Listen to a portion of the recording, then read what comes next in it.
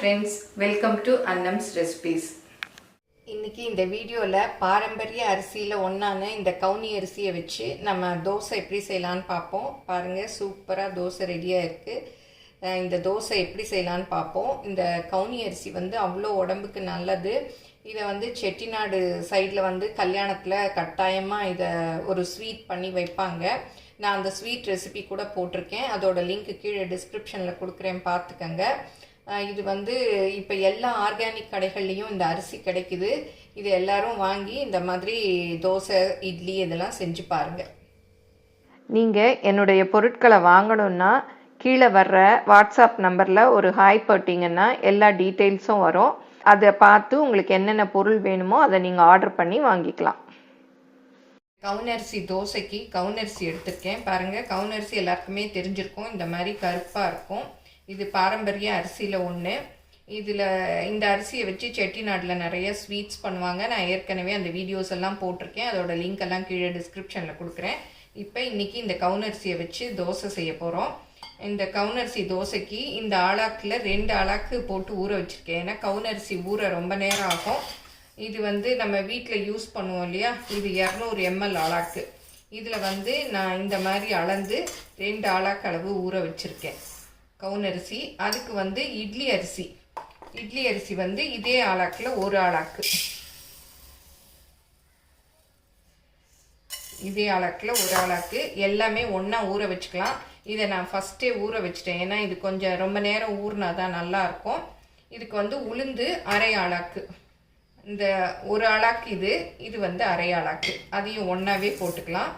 அப்புறம் வெந்தயம் வந்து 1 ஸ்பூன் அளவு போட்டு எல்லாத்தையும் ஒன்றா ஊற வச்சுட்டு அரைச்சிக்கலாம். இப்போ கவுனரிசியும் ஊற வச்சாச்சு. அப்புறம் இட்லி அரிசி, உளுத்தம்பருப்பு, வெந்தயம் அதையும் தனியாக நல்லா 2-3 தடவை கழுவிட்டு நல்ல தண்ணி ஊற்றி ஊற வச்சுருக்கேன். இதை ஒரு 5 மணி நேரம் கழித்து மிக்சியில் அரைச்சிக்கலாம்.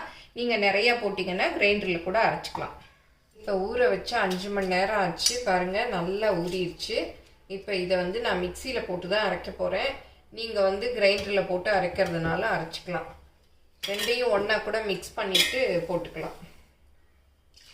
இந்த தண்ணியை வந்து வேஸ்ட் பண்ண வேண்டாம். இது வந்து நல்ல தண்ணி தான். இதை ஊற்றியே நம்ம வந்து மாவு அரைச்சிக்கலாம். இப்போ இந்த மிக்சியில் எடுத்து போட்டுக்கலாம். இப்போ மிக்சியில் அரைக்கிற அளவுக்கு போட்டாச்சு. இந்த தண்ணியே கொஞ்சம் ஊற்றிக்கலாம். ரொம்ப ஊற்றிடாதீங்க, கொஞ்சம் ஊற்றிட்டு இதுக்கு தேவையான உப்பு நான் ஃபஸ்ட்டே இதில் போட்டுடுறேன். இப்போ பாருங்கள், நைஸாக அரைச்சாச்சு. ரெண்டையும் அரைச்சிட்டு வேணுங்கிற அளவு தண்ணி ஊற்றி கரைச்சி வைக்கலாம். இப்போ இதை ஒரு பாத்திரத்தில் ஊற்றிட்டு மீதி உள்ள அரிசியும் அரைச்சிக்கலாம். இந்த மாதிரி பாருங்கள், நைஸாக அரைச்சிருக்கேன். நம்ம எப்போவுமே தோசைக்கெல்லாம் அரைப்போம் இல்லையா, அதே பக்குவம் தான்.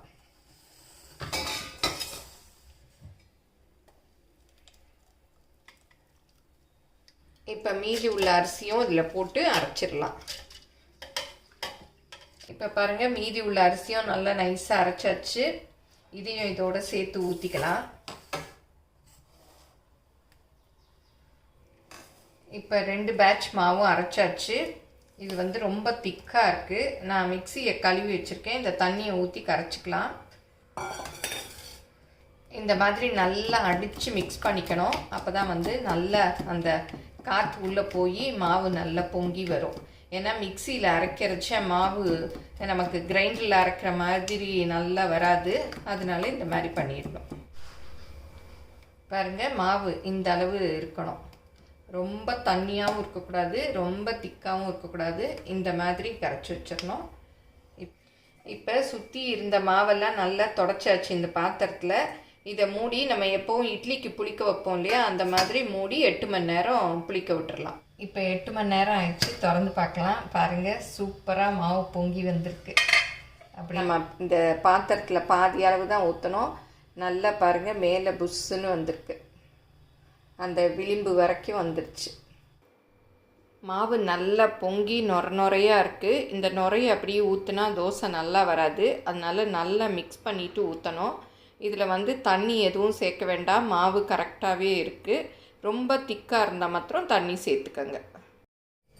இப்போ மாவை நல்லா மிக்ஸ் பண்ணியாச்சு. இது வந்து நல்லா தோசை ஊற்றுற பதத்தில் தான் இருக்குது. இதை வந்து அப்படியே தோசையாக ஊற்றிக்கலாம். இப்போ தோசைக்கல்லை வச்சு சூடு பண்ணிவிட்டேன். கொஞ்சமாக எண்ணெய் ஊற்றி நல்லா ஸ்ப்ரெட் பண்ணி விட்டுறணும். அப்போ தான் வந்து தோசை நல்லா ஊற்ற வரும். எண்ணெய் நிறையா இருந்தால் நல்லா லேசாக பரப்ப வராது. இப்போ கவுனி அரிசி தோசை மாவு ஒரு கரண்டி எடுத்து அப்படியே நல்லா பரப்பி விட்டுறலாம்.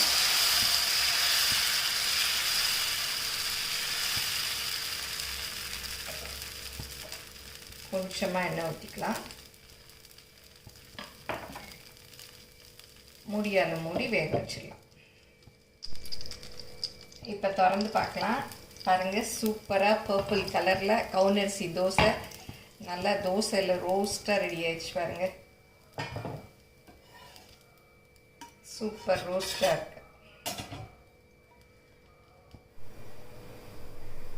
இந்த மாதிரி சாஃப்ட் தோசையாக கூட எடுக்கலாம். இந்த மாவு வந்து ரொம்ப சாஃப்டாகவும் இருக்குது.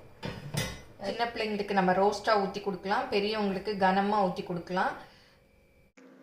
ஆன்லைனில் என்னுடைய பொருட்களை வாங்கணுன்னா shop.annamsrecipes.com அப்படிங்கிற சைட்டுக்கு போனீங்கன்னா என்னுடைய ப்ராடக்ட் லிஸ்டெல்லாம் இருக்கும். அதில் எது வேணுமோ அதை செலக்ட் பண்ணி நீங்கள் வாங்கிக்கலாம். Credit card, debit card options எல்லாம் இருக்குது. நீங்கள் ஆர்டர் பண்ணி வாங்கிக்கலாம். கவுனி அரிசி தோசை சூப்பராக ரெடி ஆயிடுச்சு. இதுக்கு வந்து நான் தேங்காய் சட்னியும் இட்லி பொடியும் வச்சுருக்கேன். நீங்கள் உங்களுக்கு என்ன சட்னி வேணுமோ அதை செஞ்சுக்கலாம். இந்த கவுனி அரிசி உடம்புக்கு ரொம்ப நல்லது. அதுவும் குறிப்பாக பெண்களுக்கு நல்ல சத்து கொடுக்கக்கூடியது. இப்போ தோசை பார்த்திங்கன்னா நல்ல அழகான பர்பிள் கலரில் இருக்குது. குழந்தைங்களுக்கு இந்த மாதிரி கலர் கலராக தோசை கொடுத்தாலும் அவங்க விரும்பி சாப்பிடுவாங்க. இது உடம்புக்கும் ரொம்ப நல்லது. எல்லோரும் செஞ்சு பாருங்கள். எப்படி வந்ததுன்னு உங்கள் கமெண்ட்ஸை சொல்லுங்கள். பிடிச்சிருந்தா லைக் பண்ணுங்கள். எங்கள் சேனலை மறக்காமல் சப்ஸ்கிரைப் பண்ணுங்கள். ஃபேஸ்புக், இன்ஸ்டாகிராமில் அன்னம்ஸ் ரெசிபீஸை ஃபாலோ பண்ணுங்கள். தேங்க்யூ.